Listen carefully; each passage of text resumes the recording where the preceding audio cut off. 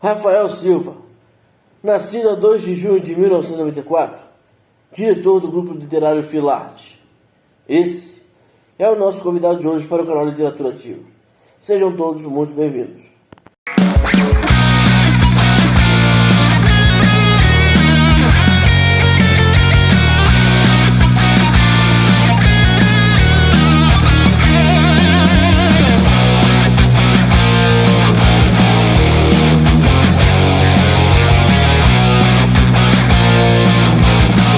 Rafael Silva, seja muito bem-vindo ao canal Literatura Ativa. É um prazer ter você conosco aqui essa noite e um grande prazer realmente. Muito Querido, obrigado, Adriano. Obrigado pelo espaço. eu que agradeço a sua participação aqui conosco. Mas vamos lá, vamos dar início ao nosso bate-papo aqui. Querido, fala um pouco pra gente, assim, como foi o começo da sua trajetória na literatura?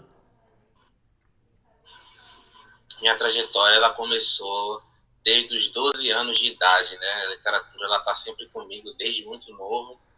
E aí eu, estudante, comecei a ter uma grande paixão pela poesia, né? Desde a época de criança, eu escrevia poemas no caderno.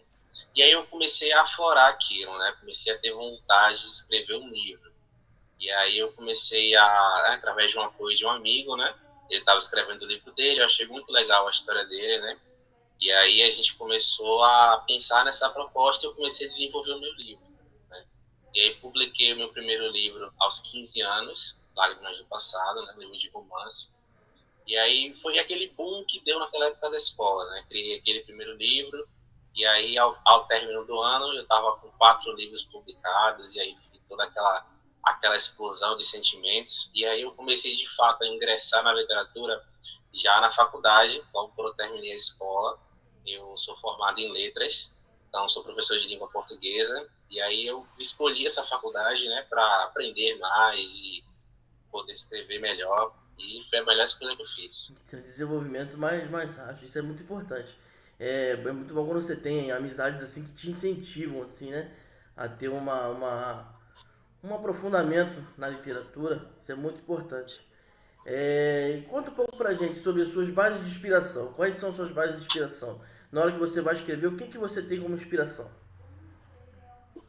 Olha, minha grande inspiração na escrita é a escritora Clarice Lispector. É uma escritora que me marca muito, né, pela identidade, pela forma que ela escreve as suas poesias. A Virginia Woolf também é uma escritora que eu também gosto muito dos textos dela, a sensibilidade poética, a forma com que ela expressa todas as suas angústias e reflexões é tudo muito importante. Então, as minhas bases são escritas femininas, né? São escritas que eu trago comigo para que eu consiga trazer uma escrita mais detalhada. Eu gosto disso, de uma escrita detalhada. É isso. São escritores que puxam bem a intensidade, né? Que gostam mesmo de explorar, trazer você para dentro do livro. Isso é muito importante. Se a literatura, você pegar um livro que não tiver isso, ela passa a ser uma literatura meio estranha, meio chata, começa a ser daquele sono e acaba dormindo no livro.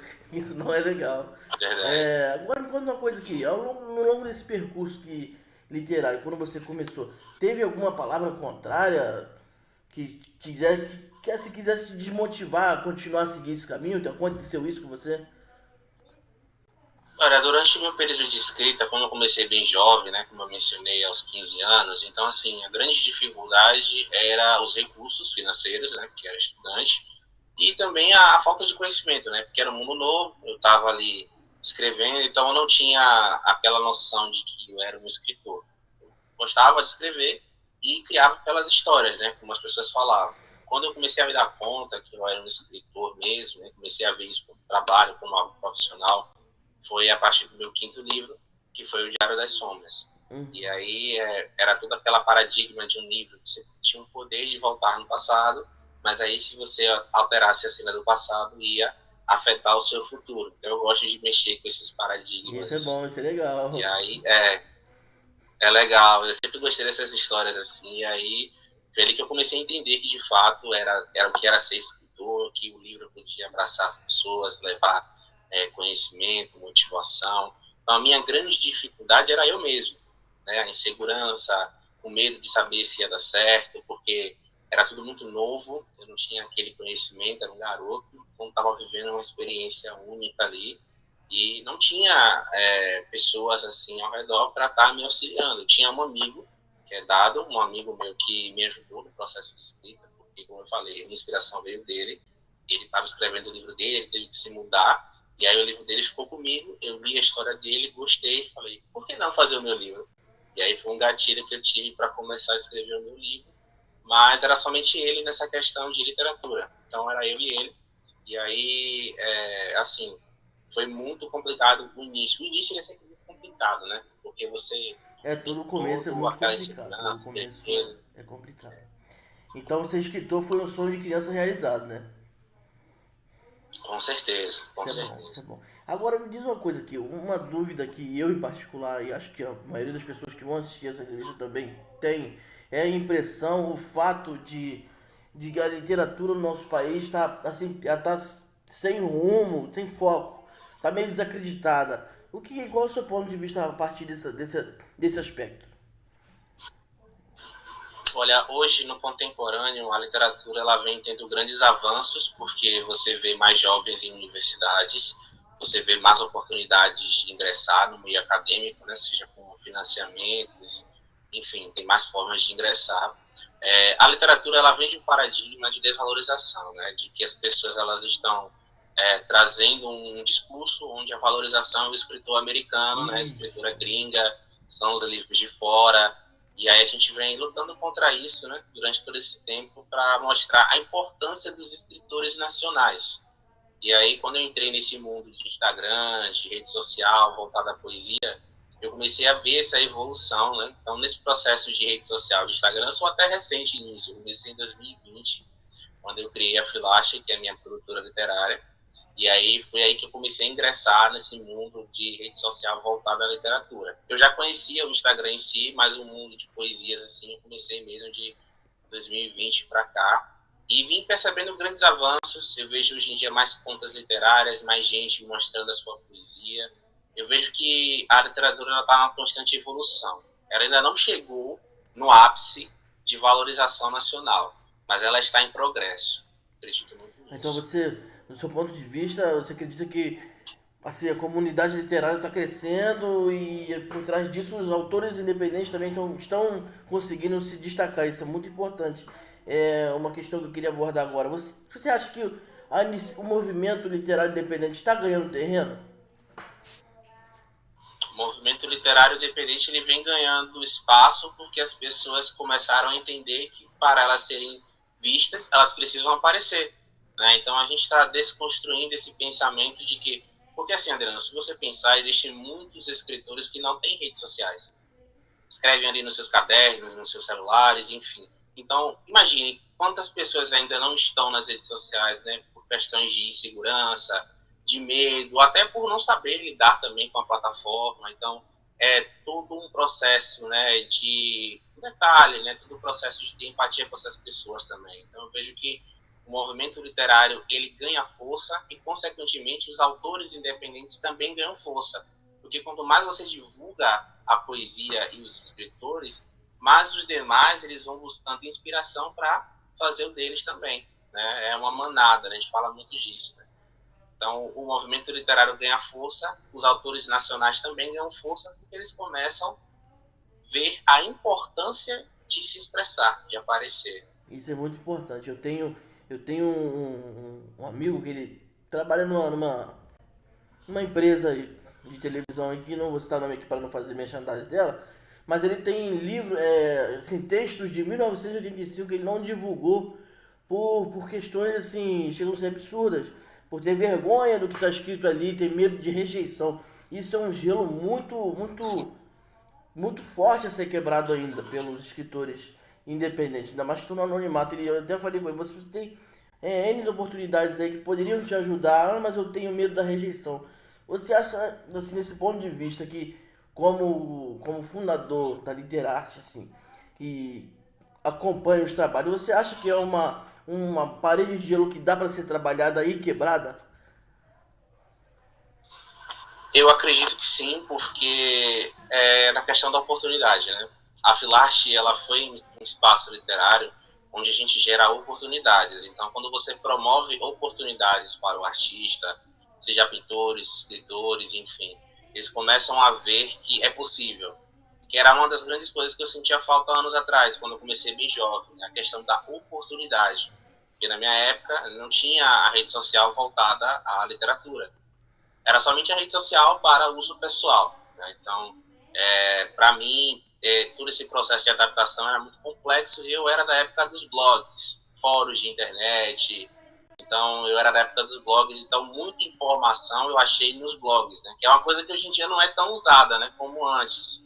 Que antes era o recurso principal, eram os blogs de internet, os comentários dos membros. Então, tudo aquilo ali gerava interação. E hoje, com o avanço da rede social, com os Instagrams literários, você tem uma facilidade maior de levar essa informação. Então, esse paradigma de rejeição ele vem sendo quebrado porque as pessoas começam a perceber que a informação está ali e que elas precisam se dedicar. Então, é sempre mostrar à pessoa a importância de buscar o conhecimento.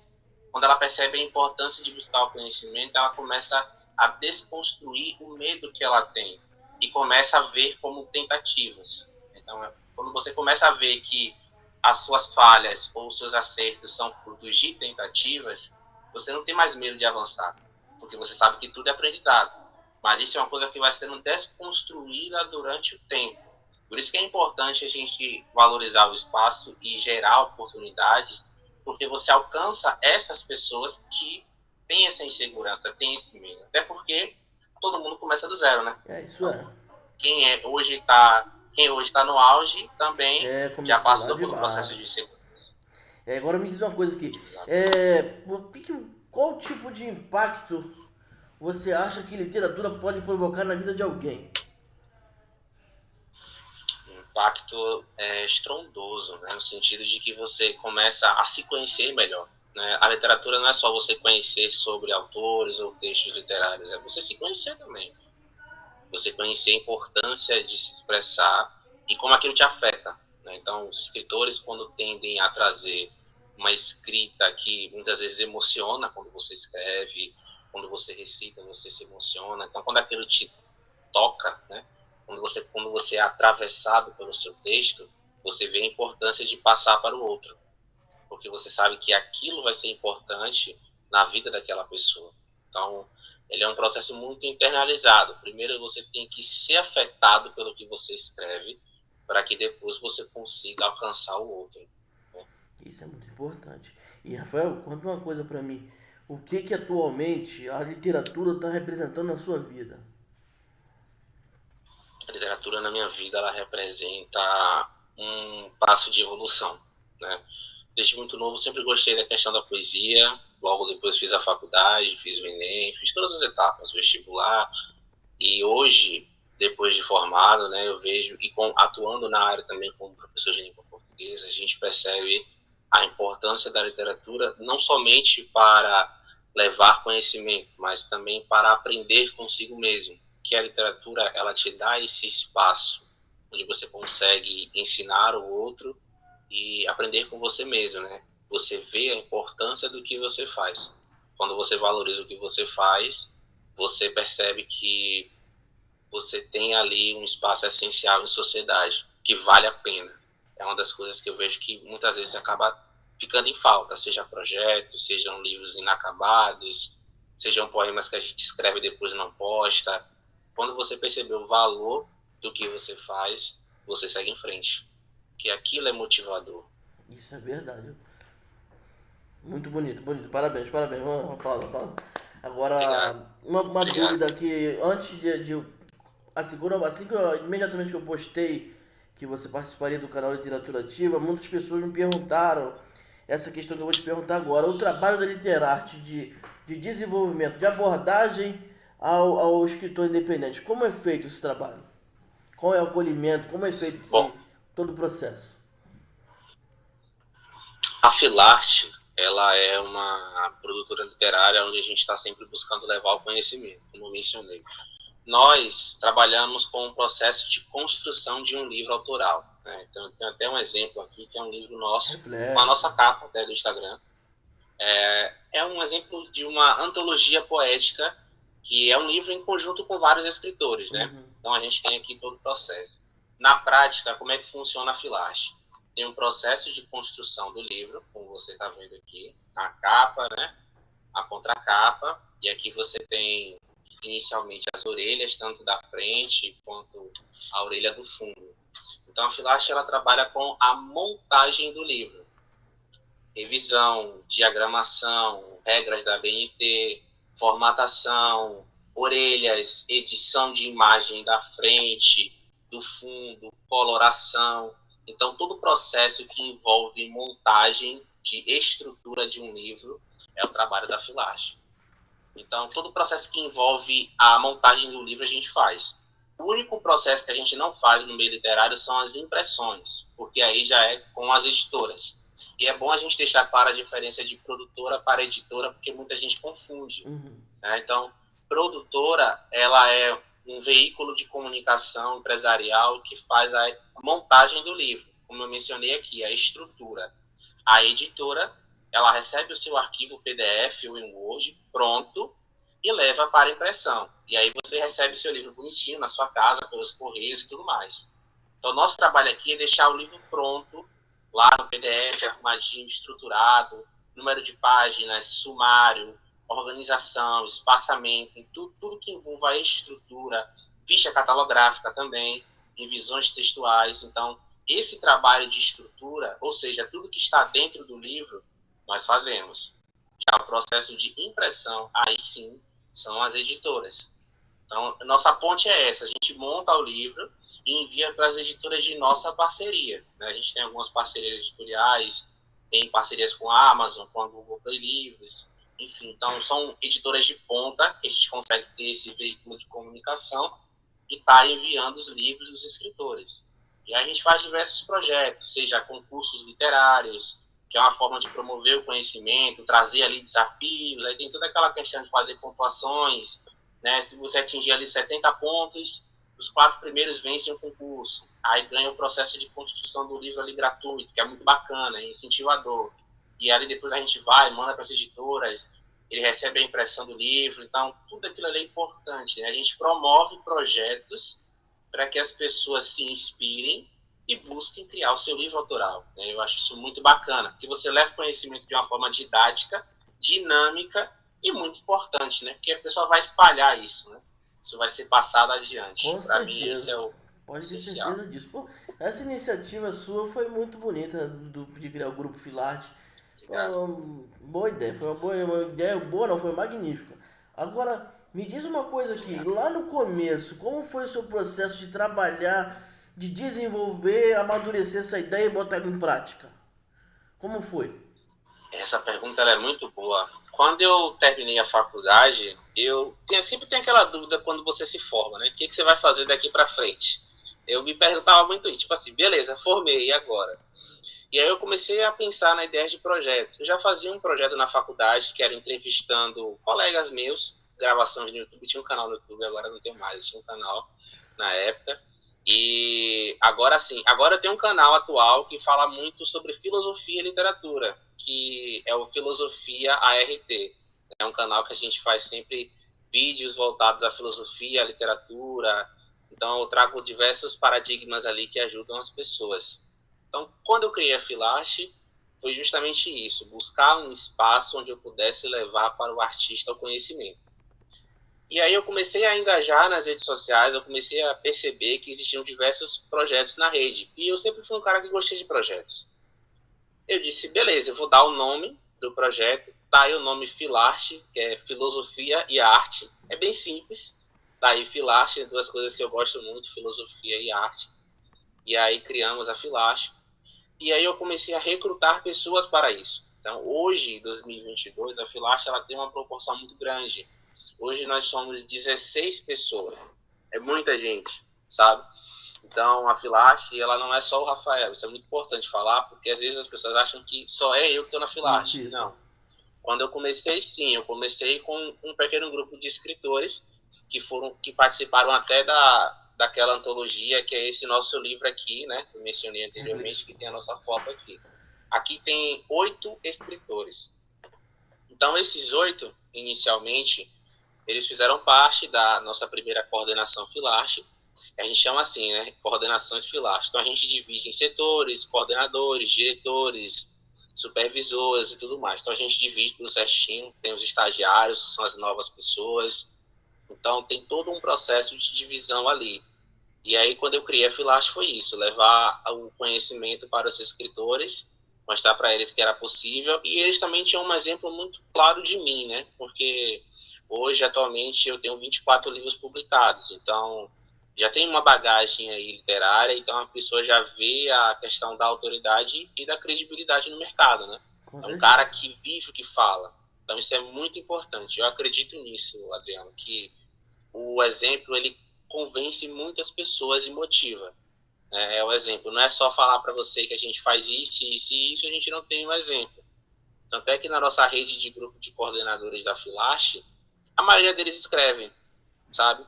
Os que não escrevem são design, trabalham com capas, com artes, então é público voltado à escrita, são escritores. E quando a gente traz projetos literários, eles sabem da importância disso, porque eles também escrevem. Então, você também trabalha a empatia, né, da equipe com os projetos, porque está todo mundo engajado no universo da escrita, então todos eles sabem a importância que aquilo funciona, né? E aí agora a gente está expandindo tanto na questão da escrita como também com podcast, né? A gente está iniciando o nosso projeto de podcast, já fizemos uma primeira versão do Arte Podcast, agora é a segunda versão, já trouxemos uma equipe que está trabalhando nessa questão, né, de administração, design, edições. E assim a gente vai expandindo a arte, né? Acho que o grande chamariz dessa questão toda é levar projetos para as pessoas. Então, quanto mais projetos você aplica e estrutura, mais oportunidades você dá. Com certeza. E isso é a Filarte. Pô, isso é muito legal, cara. Essa iniciativa é muito impactante. A pessoa, Muito ó, bacana, né? você é escritor, você vai participar. Se você não se dá com a escrita, você vai Sim. desenvolver. Isso é muito legal, cara. Gostei muito, acho bacana mesmo. Agora me fala uma coisa, você falou, tocou no ponto aí, você tem 24 livros publicados, né? Assim, escritos e Muita desenvolvidos. coisa, cara. É, Sim, sim. quais são as suas obras mais marcantes, assim, que você, pô, essa daqui eu tenho orgulho de ler, reler, e porque... Cara, tem um livro meu em especial, eu tenho até ele aqui, eu já vim preparado, viu? Com Tenho ele certeza, pode aqui, botar aqui pra gente. que é ele Gritos se no chama Gritos no Silêncio. Silêncio, tá aqui, ó, tem uma rosa atrás aqui. E aí esse livro, Gritos no Silêncio, ele é um livro que eu consegui expandir em muitas plataformas digitais, né? Então você coloca lá Gritos no Silêncio, Rafael Silva, eu tenho ele na Amazon, tenho ele na Livraria Cultura, tenho ele nas lojas americanas, então tenho ele na Academia Pompidou, diversos sites literários, na Google Play Livros. Então foi um livro que eu consegui expandir ele, a divulgação, porque ele me trouxe assim muitos comentários positivos, né? E as pessoas que acompanham meu trabalho falam que ele é o meu melhor livro de escrita. Então, assim, esse livro aqui, ele é um livro que ele foi uma aposta que eu fiz. Eu sempre gostei de escrever poesia, mas eu não tinha livro de poesia. Isso que é engraçado. Eu comecei fazendo contos. Então, grande parte dos meus livros são contos, são histórias. Até que uma vez um amigo falou assim, por que você não faz um livro de poesia? Você fala tanto sobre isso, não tem um livro desse? Eu falei, realmente, por que não? E aí eu comecei a trabalhar num livro de poesia. Mas como eu também gosto muito de contos, eu falei, cara, eu vou juntar os dois. Então, quando eu criei Gritos no Silêncio, ele é um livro que é metade poesias e metade contos. E aí eu criei um conto só. O nome desse conto é O Mundo Vermelho, né? Um conto que explodiu bastante na época desse livro, porque era um conto que falava de uma história de um mundo que se tornava todo vermelho, e aí tinha vampiros, monstros, essas coisas. Então, trouxe um universo da fantasia ali. Então, como é uma escrita muito voltada ao público adolescente, foi uma coisa que deu bastante repercussão, né? Principalmente pelo fato de ser professor, né? Escola, ainda mais o meu público que é adolescente, eu sou professor de ensino fundamental e ensino médio. Então, eu já tenho um contato direto com adolescentes. Então, esse contato com o público, ele promove muitas coisas. É um aprendizado a mais, né? Você Nossa, ensina e gigantesco. aprende ao Todo mesmo dia tempo. Isso aprendo é uma coisa. muito importante. Como você Essa tocou galera no ensina assunto aí, muito. um fato que um amigo meu falou, foi até entrevistado aqui no canal já. Quer ser um bom escritor, comece pelos contos. E você, além de escrever É, conto, misturou o conto, um a tema poesia com outro junto. e ficou. Isso, Depois a gente vai conversar sobre exatamente. esse livro, eu vou querer adquirir ele, que eu já gostei logo de cara já. Opa, Agora me fala uma coisa aqui. obrigado. Quais seriam assim, as suas dicas literárias que você teria para dar para quem está começando agora nesse meio literário? Quando eu recebi a primeira dica literária de um escritor, né, na época meu pai conhecia um escritor, e aí ele passou um e-mail e falou assim, olha, veja aqui o livro do meu filho, veja se ele tem potencial e tudo mais. Eu já tinha escrito já os meus 4 livros. E aí eu me lembro até hoje desse e-mail desse escritor, que ele falou assim, olha, ele tem que acertar as questões ortográficas, eu era um adolescente ainda, e ele tem que ler mais. Então essa frase ler mais, ela me pegou muito, né? E eu fiquei, tipo, me perguntando, como assim ler mais? Qual é a ideia do ler mais? Então, o ler mais aqui não era a questão de você ler bastante livros por ler. É você ler e analisar o texto. Porque existe a diferença de você fazer uma leitura analítica e uma leitura inicial. A leitura inicial, você pega o texto, você lê o que está ali, beleza. Aí eu faço a mesma pergunta: o que, que você entendeu desse texto? Se você não consegue me explicar o que você entendeu do que você acabou de ler, você não está fazendo uma leitura de análise. É isso aí. Você está fazendo uma leitura porque está ali, entendeu? Então eu uso muito isso na escola. Fala assim, lê esse texto aí. Aí o menino vai lá e lê. Aí eu falo, o que, que você entendeu dele? Ah, nada. Como assim? Você acabou de ler agora. Então, tem essa questão da leitura analítica. E aí eu comecei a entender dessa importância, porque assim, quando você começa para analisar a poesia, a arte no geral, você começa a ver as questões de sociedade, críticas sociais, a importância do ato de expressão, a importância de se combater preconceitos, violências, empatias. Então, tudo aquilo foi importante para mim porque começou a abrir meus olhos. Eu comecei a entender que a leitura ela dá a você também diversos ensinamentos. Então, não é uma leitura que fala só sobre aquele texto.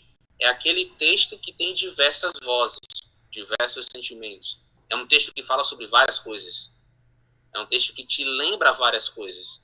Então, eu acho muito importante essa leitura quando você faz uma análise do que você entendeu, porque ali você aprende mais. Você aprende com você. É bacana você ler uma coisa e você dizer, cara, eu entendi isso, isso e isso. Isso é bacana, porque isso você leva adiante. Quando você for recomendar esse texto para uma pessoa, você já tem uma bagagem literária. Você já tem um conhecimento mais a fundo daquele texto. E isso é um trabalho que tem que ser exercitado. É uma coisa que você vai exercitando e aí isso vai se tornar para você espontâneo, né? A grande dificuldade das pessoas em relação à leitura é isso, é porque elas não têm essa prática. Muitas vezes a leitura, ela acaba sendo leitura de momento. E aí a pessoa acaba desenvolvendo essa dificuldade até de poder se expressar melhor, de dicção e tudo mais, porque ela não está exercitando a leitura. Tem uma provocação uma vez que eu fiz, Adriano, que é o seguinte. Eu cheguei para um aluno e falei assim, cara, você não gosta de ler ou você não gosta do que você lê? E ele ficou mudo. Ele começou a pensar, como assim? Falei, vou falar de novo. Você não gosta de ler ou você não gosta do que você lê? Eu falei, o que, que você gosta? Ele falou, cara, eu gosto de futebol. Eu disse, beleza. Eu fui lá, peguei um jornal que falava sobre uma matéria esportiva, né? Sim. Do time dele em específico. E eu dei o jornal para ele, para que ele pudesse desenvolver a atividade de leitura, e ele adorou a atividade. Então eu falei para ele, olha, a questão aqui não é que você não gosta de ler, é o conteúdo que você está lendo. Você está trazendo para você um conteúdo que você não tem afinidade, você não tem desejo por aquilo. Então, por isso que muitas vezes a leitura acaba sendo chata, cansativa, você evita de ler várias coisas porque aquilo não te atrai. Então, a leitura ela tem esse feeling de ser algo que tem que atrair você. Você tem que desejar aquilo, uma coisa que te afete, a ponto de você dizer assim, cara, esse texto é muito bom, porque aquilo, naquele texto, atravessou você. Então, a leitura ela tem esse poder. É um poder é uma relação de desejar e desejado. É você sentir o desejo de ler aquele texto. Você chegar assim, sentar e falar, agora eu vou ler um livro. E você lê o livro com vontade. E você lê com tanta vontade que a hora passa e você não percebe. Não percebe isso.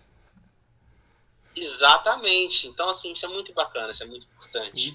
Leiam mais livros, essa é a minha dica. Isso aí, a dica literária seria essa. Leiam mais livros, porque tem aquelas pessoas que assim, é como você falou, lê mais um... Você lê o quê? O que você entendeu? Eu não sei. Aí fica aquela cara de paisagem. Isso é muito importante. Poxa, muito importante mesmo. Agora, você escreve contos góticos, né? Isso. Conta pra gente um pouquinho essa experiência de contos góticos. Como foi essa... Cara, antes de começar, eu primeiro tive que entender o que era contos góticos, né? Pra falar sobre isso. E eu sempre tive uma escrita que ela tinha uma relação muito forte com a tristeza. Então, uma escrita que trazia muito reflexões sobre isso. Né? Não é uma escrita assim voltada a poemas de amor. São poemas que trazem mais a questão da tristeza, da solidão, da depressão. Então, assim, é uma escrita muito reflexiva. E aí eu comecei a entender como é que isso funcionava. Eu fui pesquisar, comecei a entender o que era a literatura gótica, que existe a literatura gótica também, né? A literatura não é só romancista, existe a literatura medieval, a gótica e entre outras também. E aí eu comecei a entender que os textos voltados à tristeza eram formas de você, muitas vezes, desabafar o que você sentia e você também aconselhar pessoas. E aí eu comecei a mudar o pensamento, eu comecei a entender que o que eu escrevia não eram só desabafos, eram formas de poder ajudar pessoas, aconselhar, mostrar para elas que aquela situação que ela pode estar vivenciando, ela não está só. Existiram pessoas que passaram e passam por isso. Então, essa questão do gótico é justamente levar para a pessoa a importância de que ela compreenda que ela não está só, que a escrita ela é diversificada. Então, muitas vezes, a gente tem aquela impressão que parece que o livro está falando com você. Uhum. Porque o autor, ele traz essa perspectiva de falar assim, cara, você não está sozinho. Eu também já senti isso, eu conheço essa dor. E ela passa. Então, é tudo um processo. É você saber respeitar os seus processos e aprender com eles. Né? Não é só você falar que está vivendo uma tristeza, mas é você se perguntar o que eu posso aprender com isso. Né? Então, isso é muito importante, porque isso gera para você um processo de evolução. Quando você começa a perceber a importância das coisas, você evolui, porque você vê que aquilo é um processo, mesmo sendo doloroso, mas é algo que é necessário para você evoluir. Ninguém evolui só na alegria. A evolução ela vem do sacrifício, do aperto, da tristeza, da angústia. Então, o processo evolutivo do ser humano, ele requer dor. Ele requer que você mude seus hábitos, que você saia da zona de conforto, que é uma coisa que muita gente tem medo de sair da zona de conforto, porque aquilo incomoda.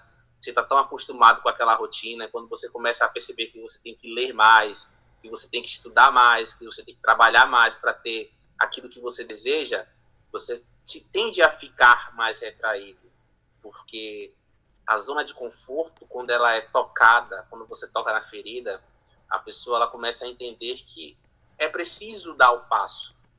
Né? Então, para que aquela porta se abra, você tem que dar o passo aqui. Você tem que começar hoje. Para você construir a sua carreira de escritor, você precisa dar o passo. E esse primeiro passo, Adriano, é você acreditar em você. É o primeiro passo. Conseguiu, mais forte. Antes de chegar a Filarte, antes de você chegar a Filarte ou chegar a qualquer outra pessoa, você precisa acreditar em você. Você precisa ver o valor do seu trabalho, o valor das suas palavras. A importância daquilo. Não é só um livro, é um livro que você sabe que vai tocar pessoas. E isso é um processo que requer tempo, porque a gente tem que desconstruir muitas coisas de questões de que, não tenho condições financeiras, eu não consigo, eu não tenho conhecimento. A gente vive num país, num mundo voltado à tecnologia. Olha a pandemia aí, quantas coisas nos proporcionaram, né? Muitas pessoas tiveram que voltar para o meio da tecnologia e perceberam que elas precisam estar atualizadas com o tecnológico. Então, eu como professor, eu lidero com alunos, adolescentes. O grupo Filarte também é um grupo voltado também a adolescentes. Então, eu sou o mais velho do grupo, né? Eu tenho 28 anos, então É um grupo voltado a adolescentes. Pra você ter uma ideia, tem gente lá na Flash que tem 14 anos, 14, 15 anos. É um grupo voltado a adolescentes. Uhum. Então, isso é legal porque vai sempre tendo uma troca de informação, sabe? Então, um vai ensinando para o outro, um vai dando força para o outro, e assim as coisas vão sendo construídas. Mas todos eles, antes de chegarem a Filache, como eu chamei todos eles, então eu sempre observei os trabalhos de cada um, como eles se portavam nas redes sociais, como eles se expressavam. É por isso que eu disse no início da gravação que é importante você se postar, de você aparecer, porque para você ser notado, você tem que ser visto. Então, para eu achar essa galera hoje, eles tiveram que aparecer na rede social. Até porque o nosso contato é à distância. Então, a gente não somos assim um grupo físico. É um grupo de diversos estados, entendeu? Entendi. É um grupo muito diversificado. Então, tem que ter essa importância. A importância de você tentar. Transforme o medo em tentativa de você chegar lá. Agora me diz uma coisa, algo pessoal assim agora. Você acredita que, assim, a modernidade chegou até a era literária e em questão de livros físicos e e-books, qual foi o impacto que o e-book teve de positivo para negativo no meio, assim, tanto comercial como no meio literário?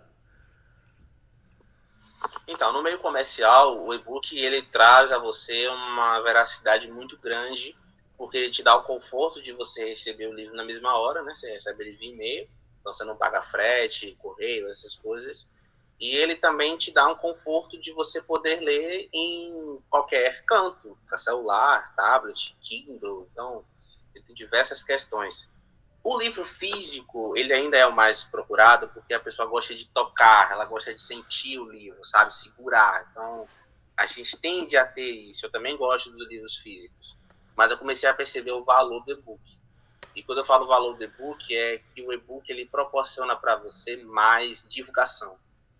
Então, as empresas, elas apostam bastante nos e-books porque o e-book ele divulga mais o seu nome. Ele leva a sua marca mais adiante.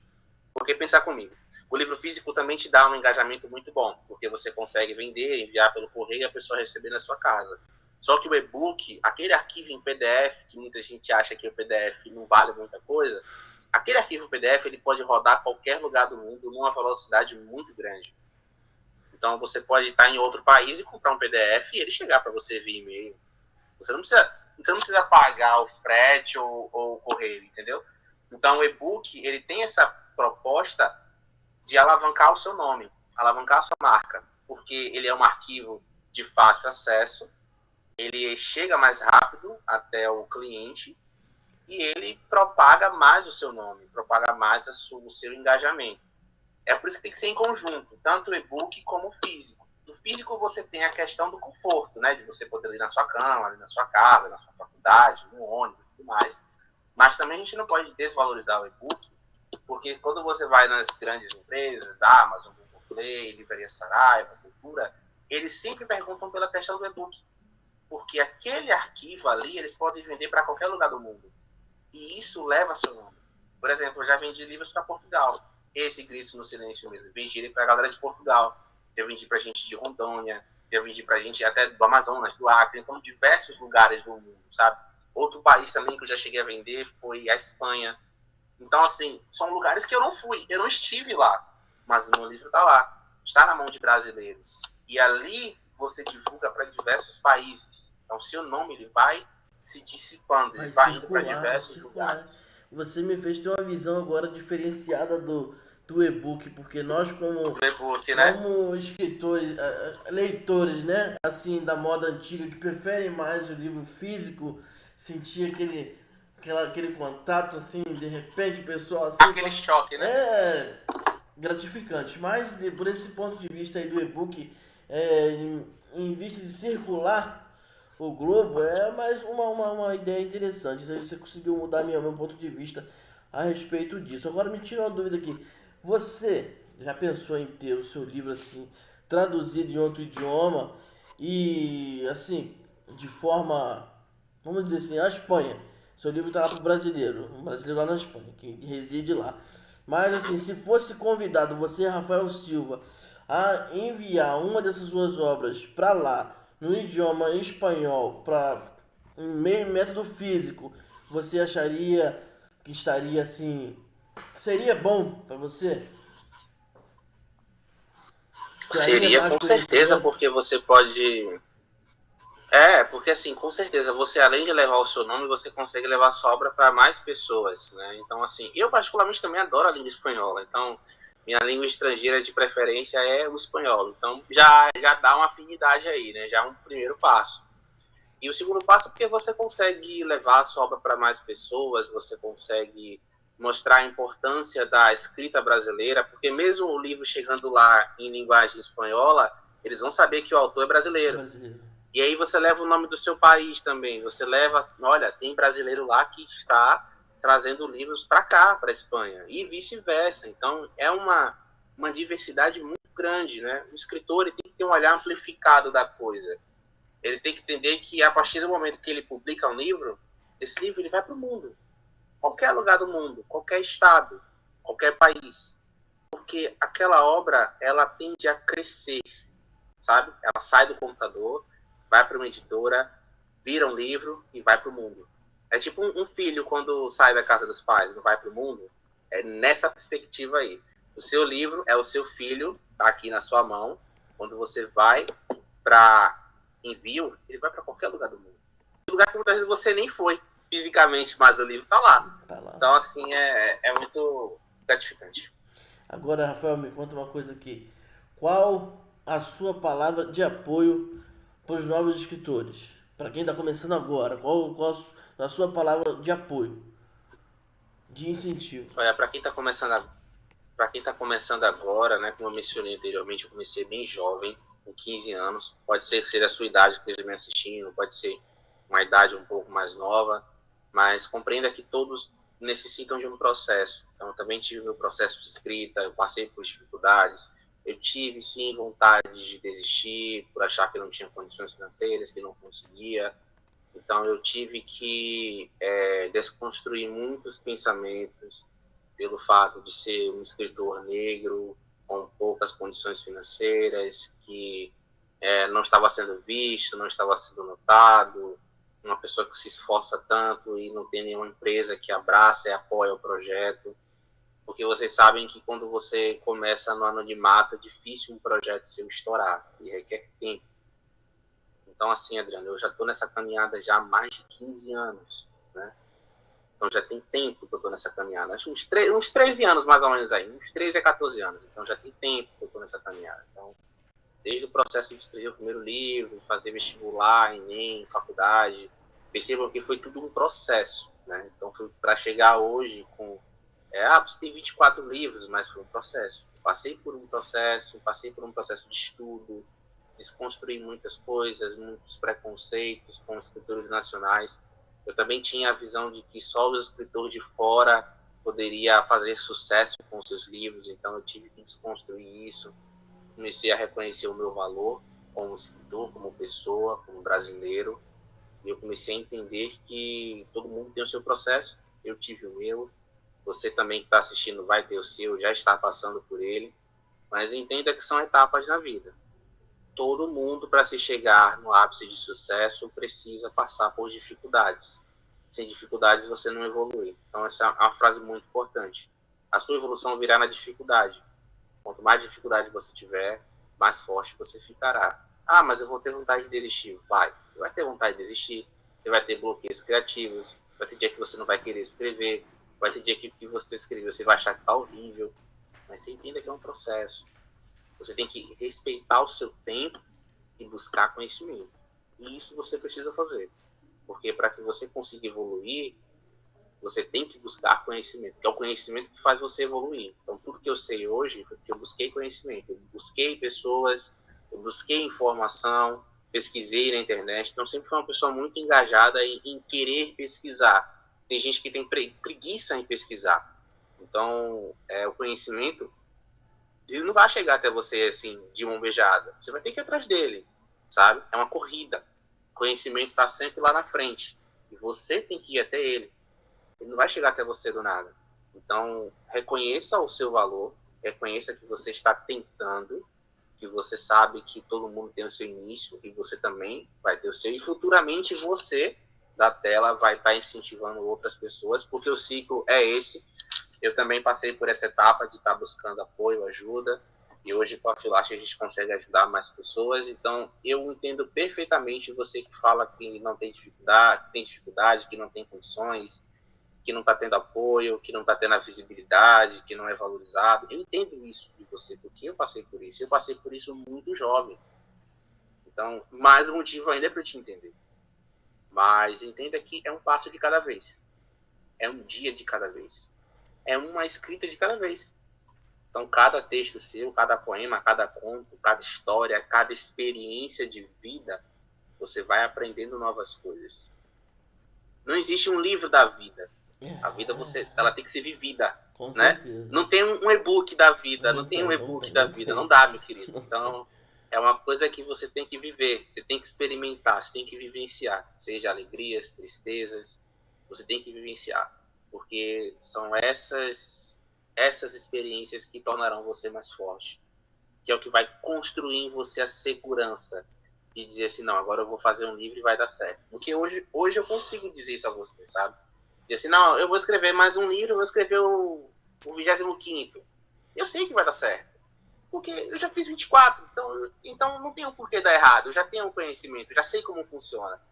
Então, assim, é mais um start, sabe? Essa é a mensagem que eu quero deixar. Comece do seu jeito. Faça o seu melhor dentro das suas possibilidades. Não queira colocar o boi na frente da carroça, como a gente fala aqui. Não vai pegar. Vá no seu tempo. Vá no seu tempo.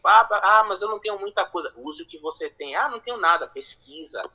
Procura no YouTube, procura no Google, vai no Instagram, coloca lá literatura, como fazer um livro, o que eu preciso, recursos. Você tem um mundo na sua mão, cara. Você tem a rede social aí, você tem um mundo na sua mão. Você consegue. Melhoria diária pessoal. Você sempre progredindo, sempre avançando, sempre buscando o necessário, o conhecimento. Agora, uma dúvida que tem assim na cabeça de muita gente que, enfim, pessoas me perguntam e eu dou meu parecer. Agora, Rafael Silva, dê-nos o seu parecer. Você acha que no nosso país ou em outros países dá para se viver somente de literatura?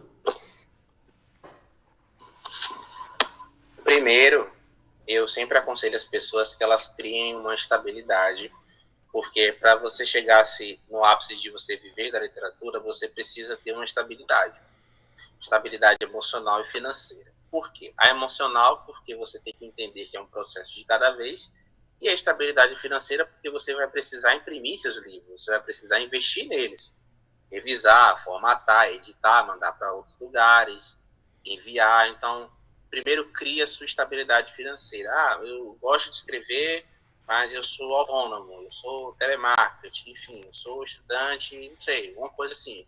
Então, cria a sua estabilidade financeira primeiro, e aí depois você consegue, sim, trabalhar para conseguir viver da literatura. Porque o ápice de viver da literatura, você não pode colocar isso acima das suas condições atuais, sabe? Você não pode fechar os olhos e dizer assim, não vou fazer mais nada agora, vou viver da arte. Não é assim que funciona. A vida não é assim. Então você tem que criar, você tem que ter sim seu trabalho, você tem que ter a sua renda, para que você consiga buscar formas de investimento. E isso pode ser tanto na questão do financeiro, como na questão também do diálogo, da conversa, do conhecimento. Porque o conhecimento ele abre para você muitas portas, sabe? Então, o conhecimento ele abre para você muitas portas. Então, tanto no financeiro, que você literalmente paga ali e investe, e tanto no conhecimento. Tem gente que procura você para palestrar, conversar, pelo conhecimento que você tem. Então, o conhecimento ele sempre é a chave. Quando a gente usa essa frase, não é ditado, é a verdade. É verdade. Você tem que ter o conhecimento com você, porque ele é seu melhor amigo. Ele vai ser a forma de você ingressar nos lugares, de você ter notoriedade no que você fala, de você ter você poder dar exemplo às pessoas, né? Então, primeiro sim, cria sua estabilidade financeira e depois você vai buscar formas de aproximar a realidade de viver da arte. Agora sim, uma dica que eu vou te fazer uma pergunta agora que É uma pergunta de um espectador nosso que de manhã pediu para não esquecer de fazer essa pergunta para você. Que ele tá ingressando agora no. É verdade. Manda. Ele tá ingressando no, nesse meio literário agora. Eu dei meu parecer a ele, vamos ver se o meu vai ser compatível com o seu. É, ele já tá no patamar, já tá podendo, assim, imprimir os trabalhos dele, os livros dele, né? E divulgar. Só que ele tá meio acanhado, com um pouco de medo do retorno ser ruim, crítica, essas coisas assim. Então ele pergunta pro Rafael lá o seguinte: imprimir uns 10 exemplares, distribuir entre amigos, fazer uma tarde assim de autógrafos, bem coisa breve e rápida, para divulgar, assim, só para fazer a apresentação do livro. Se essa estratégia funcionaria e se seria mais viável. Olha, a gente tem que observar as condições atuais. Digamos que ele não tenha tantos recursos atuais agora, né? Ele está literalmente iniciando. Vamos pegar essa proposta que você falou aí, né? Uma pessoa que está iniciando. Quando você faz um evento social, onde você convida seus amigos e ali você faz a distribuição de livros, é muito importante, porque quando você promove eventos sociais, você promove divulgação. Então, uma postagem no Instagram, nos stories, no feed, é uma forma de divulgar o seu trabalho e é uma forma de você iniciar. Então, para que as pessoas conheçam o seu trabalho, conheçam o seu livro, você tem que estar buscando formas de trazer eventos. Então, eu considero válido sim, porque você vai estar divulgando para os seus amigos e os seus amigos, como são seus amigos, vão te ajudar a divulgar nas redes sociais. É uma forma de você ingressar no mundo da arte. E isso eu acho muito importante. É um começo, sabe? Quando eu comecei divulgando os meus primeiros livros, foi assim também. Foi através de amigos. Eu fazia histórias que eram baseadas em fatos reais. Eu só fazia trocar o nome dos personagens. E os meus amigos sabiam disso, e aí a gente tinha aquela resenha, toda aquela zoeira toda, e eles me ajudavam na divulgação. Então, você tem que ter uma forma de começar, seja um evento para grandes pessoas, para médias pessoas, ou para apenas familiares, amigos, enfim. É uma forma de você começar na arte, sabe? Você tem que dar o start. Então você tem que mostrar, olha, mundo, eu escrevo, faço livros também. Então isso é muito importante. Toda forma positiva que você consiga divulgar a sua arte é válida, por mais simples que seja, sabe? Isso é muito importante. Não busque glamour, gastar milhões em espaços, festas, eventos. Busque mostrar o seu livro da forma mais singela, da forma mais bonita possível. É a sua arte. É você ali, é sentimento, é palavras, é potência, é força, é energia. Então, não é o espaço que você faz a divulgação, é o ato. Então, é a atitude. É o ato de chegar e falar, não, eu vou fazer com essa galera aqui porque é o que eu tenho no momento. E é isso. E vocês aí me ajudem e vamos que vamos. E assim, começa assim. Divulgação, divulgação é tudo. Então, respondendo ao nosso querido espectador, sim, a ideia é válida. É, Claro, com certeza. uma outra questão aqui agora que me veio à cabeça aqui. As pessoas acham que aquela crítica que vem, por exemplo, você, Rafael, é meu amigo. Aí eu vou, levo a minha obra até você. Rafael, dá uma avaliada pra mim, por favor. Aí você tá naquela expectativa que você, meu amigo, vai fazer aquela boa avaliação. Uhum. Mas aí a pessoa acaba arrumando inimizade porque você que foi o avaliador da obra apontou, ó, tem que mudar isso, tem que mudar aquilo outro, faltou isso, tem que apimentar mais aquilo outro, tem que aprimorar, tem que. Aí a pessoa já se enraivou já e ó, me dá o livro de volta, não precisa de mais nada não. Aí que quais são as boas críticas? Aquelas que falam o que você quer ouvir ou as críticas construtivas, que são essas que te corrigem no ponto que você tem que melhorar? A evolução, ela é através de críticas construtivas, né? Então, para que você possa evoluir, você precisa saber onde você está errando, né? Então, você não pode endeusar o erro. Você precisa perceber o erro e aí você buscar a mudança. Então, quando fala que você precisa melhorar mais a sua escrita, melhorar mais a sua ortografia, você precisa mais ser detalhista na cena, você precisa se aprofundar mais nesses pontos. São pontos críticos, mas que vão te gerar evolução. Porque para você evoluir, você precisa saber onde você errou, né? Ninguém evolui sem saber onde está o erro. Porque aí você acaba permanecendo no erro. Então a evolução ela vem sim de críticas construtivas. Não é dizer se o seu texto está bom ou ruim. Tem gente que tem essa dúvida do que são críticas construtivas. Então não é falar se o seu texto está bom ou ruim, ou julgar se você tem potencial ou não. A crítica construtiva é mostrar que você pode melhorar mais. Você pode dar o seu melhor mais ali, sabe? Que ali não é o seu limite. Ali é o que você pode fazer dentro das suas condições, mas você precisa saber onde está o erro para que você consiga melhorar.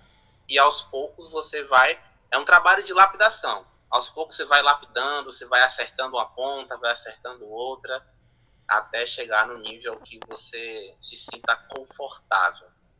Importante. É uma pergunta, eu te fiz essa pergunta porque é uma pergunta tão óbvia de se responder, mas algumas pessoas ainda ficam com raiva de certas críticas, Sim, porque, sim. Acontece muito. enfim. Parece que Rafael, é pessoal, né? é uma coisa que leva pro lado pessoal, justamente. Não sabe ouvir com os ouvidos do que tem que resolver, do que tem que ser acertado ali. Entendeu? É, Rafael Silva, gostaria de deixar um abraço, lembranças para alguém, considerações? Pode falar. Eu queria primeiramente agradecer a você pelo Eu que espaço, né, pelo agradeço, canal amigo. Literatura Ativa, pela importância do canal, o ato de você criar, dar esse espaço para nós artistas, divulgar o trabalho, mostrar a importância da literatura. Então, isso é muito importante. Acho que a palavra literatura ativa significa que a literatura está viva, está ativa. Nós existimos, nós precisamos de voz e vez. Então, acho muito bacana isso que você Obrigado, trouxe cara. para a gente. Muito obrigado mesmo.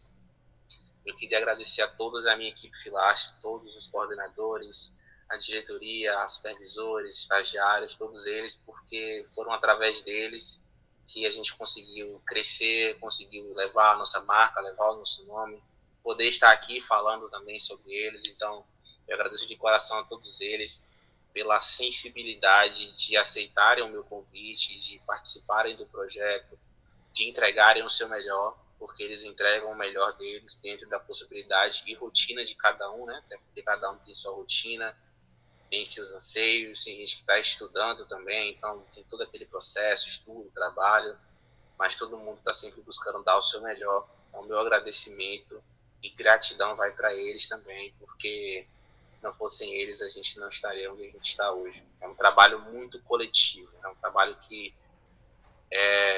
foi construído durante 2 anos. Nós temos 2 anos e meio, começamos em 2020, mas já estamos em junho, temos aí um trabalho muito coletivo, importante. Eu quero agradecer a todo mundo que está assistindo a gente, né? Que está assistindo a Nossos gente e espectadores, valorizando o eles nosso não trabalho. estavam apreensivos para essa entrevista de hoje, tá? Estavam agoniados. Que hora que vai ser? Que hora que vai ser? Calma, gente, calma. Vai rolar, calma. É, Um abraço para mas todo mundo. deixa eu te falar. Eu gostaria de agradecer, tá, profundamente. A sua participação no canal Literatura Ativa foi muito importante para todos Obrigado. nós.